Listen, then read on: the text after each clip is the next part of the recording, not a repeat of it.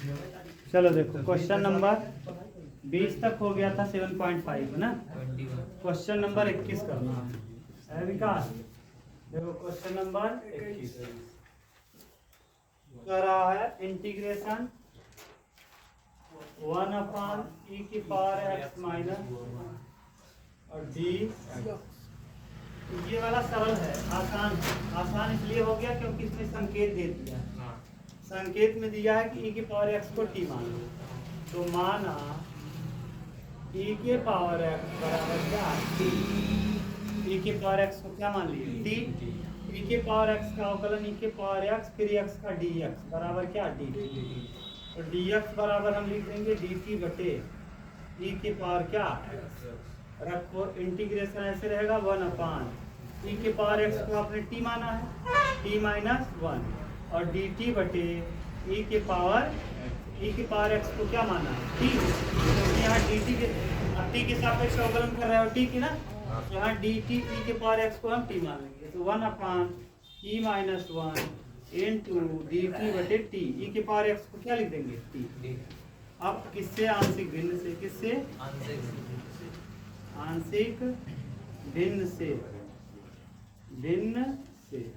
अब आंशिक भिन्न लगा दो, पेपर लगाओ कि कैसे आंशिक भिन्न होता है। 1 दिया है t और ब्रैकेट में t माइनस 1 बराबर a बटे t और प्लस b बटे t माइनस 1 लॉस लेंगे तो 1 बटे t और ब्रैकेट में t माइनस 1 बराबर a ब्रैकेट में t minus 1 plus b t और बटे में क्या t माइनस 1।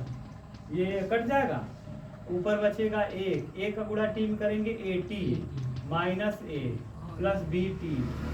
अब देखो यहाँ भी t है, यहाँ भी t, यहाँ t नहीं है और इधर भी t, तो माइनस एक हो जाएगा यहाँ और यहाँ हो जाएगा माइनस a।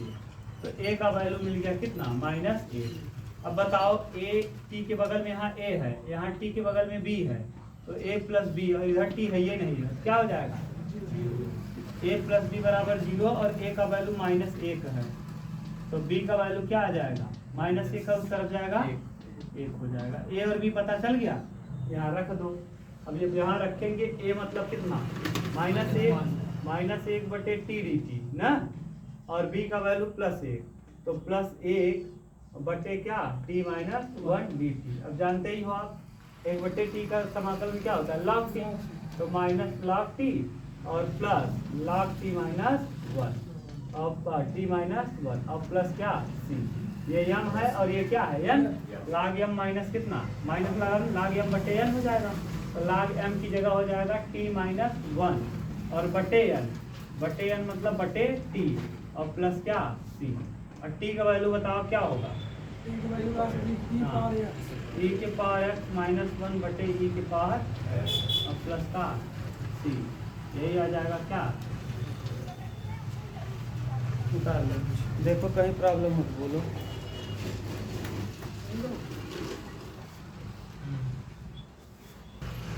चलो देखो नेक्स्ट, यह 2 क्वेश्चन और बचा है, फिर ये चैप्टर हो जाएगा खत्म। फिर हम लोग नया चैप्टर पढ़ेंगे आज ना 7.6। देखो जरा ध्यान से देखो।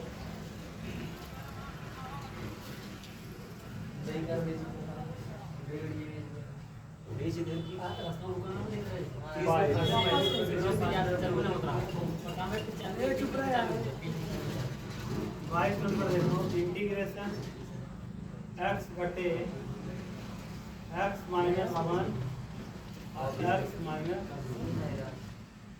e। देखो एकदम बना है ना, डायरेक्ट लिखेंगे कौन से आंशिक भिन्न, आंशिक भिन्न से।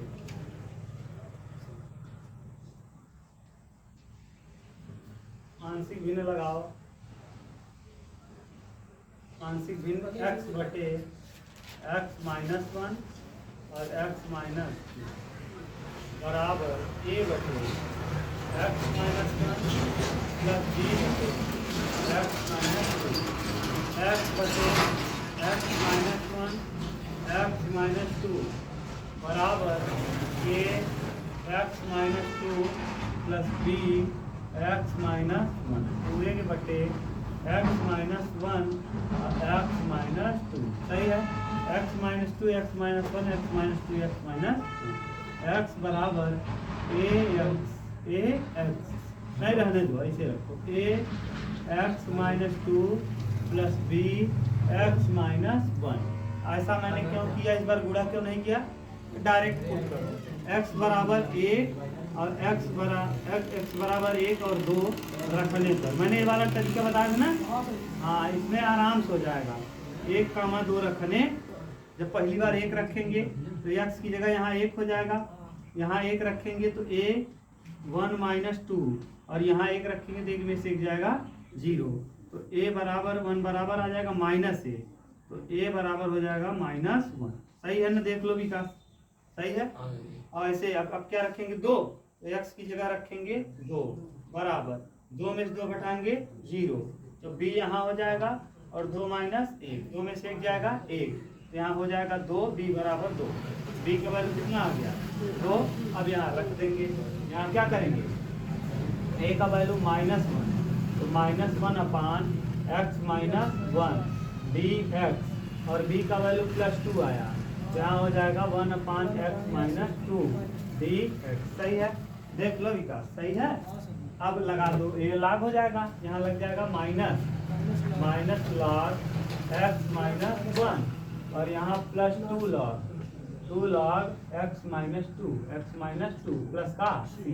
ये देखो यन है और ये यम है, तो यन की पावर यम है तो उधर चला जाएगा क्या है ऊपर, तो ये लग जाएगा minus log x minus one. नहीं समझ में आया क्या है कैसे। अब यहाँ plus log x minus to की पावर भी हो जाएगा टू। नहीं समझ में आया, देखो मैं लिख दे रहा हूँ।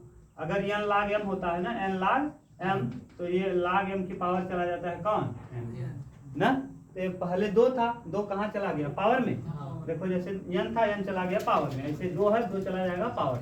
और log M minus log N, तो लॉग एम बटे क्या होता है एन, तो यहाँ लिखेंगे लॉग एम, एम की जगह है कितना भैया, एक्स माइनस टू का होल बटे एन, एन की जगह है कितना और प्लस का। बोलो कहीं प्रॉब्लम, कोई दिक्कत, सिंपल है ना। क्वेश्चन नंबर 22 देख लो, इसीलिए कहते हैं रेगुलर आओ।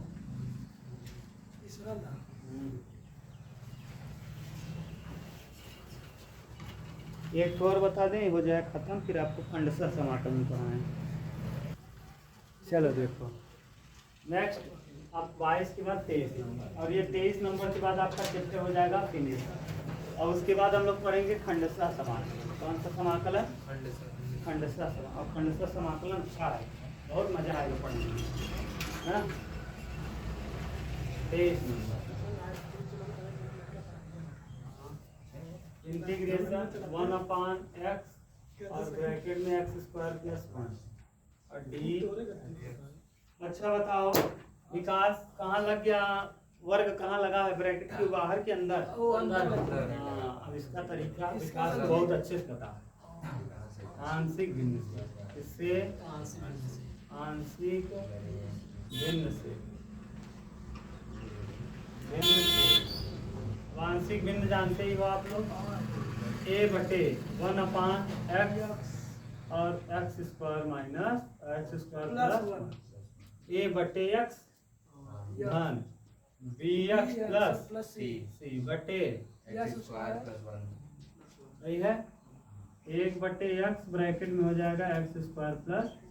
अब तो आप जान ही गए होंगे पूरा वो है, ए गुणा करेंगे एक्स स्क्वायर प्लस 1 धन बी एक्स और प्लस सी और ब्रैकेट में हो जाएगा एक्स ना।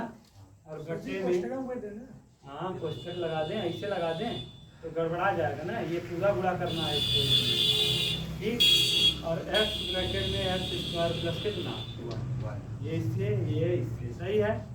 ऊपर बचेगा एक, ए एक्स स्क्वायर हो जाएगा और ए का 1 में ए और बी एक्स स्क्वायर हो जाएगा, बी एक्स ये है एक्स करेंगे और बी एक्स स्क्वायर प्लस का सी। अब किसकी तुलना करने थे, गुणांकों की तुलना करने पर, गुणांकों की क्या करने पर, तुलना करने पर। दक्षिणायान हो a प्लस बी। देखो एक्स स्क्वायर का गुणांक यहाँ a है और यहाँ एक्स स्क्वायर का गुणांक तो a और यहाँ बीच में लगा है प्लस। इस तरफ एक्स स्क्वायर है तो क्या हो जाएगा? अब इधर देखो a प्लस सी बराबर a और c अचर है। अच्छा ये अचर नहीं है, c के साथ x लगा है, c और इधर x है, ये नहीं है तो क्या हो जाएगा? c की वैल्यू a बराबर कितना हो जाएगा?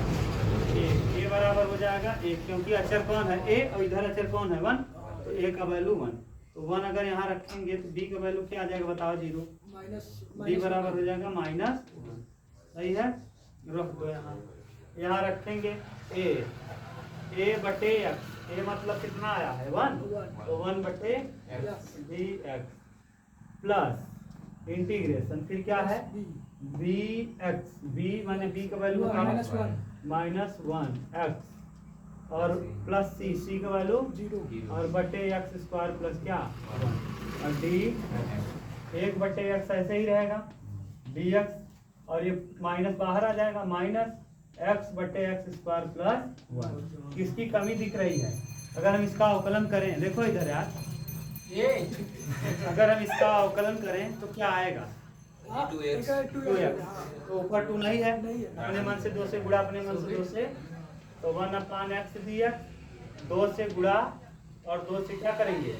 ये भाग कर दिया और यहाँ गुणा कर दिया और x स्क्वायर प्लस और dx 1 बटे x का हो जाएगा log और -1 बटे 2 log x स्क्वायर प्लस 1 और क्या dx।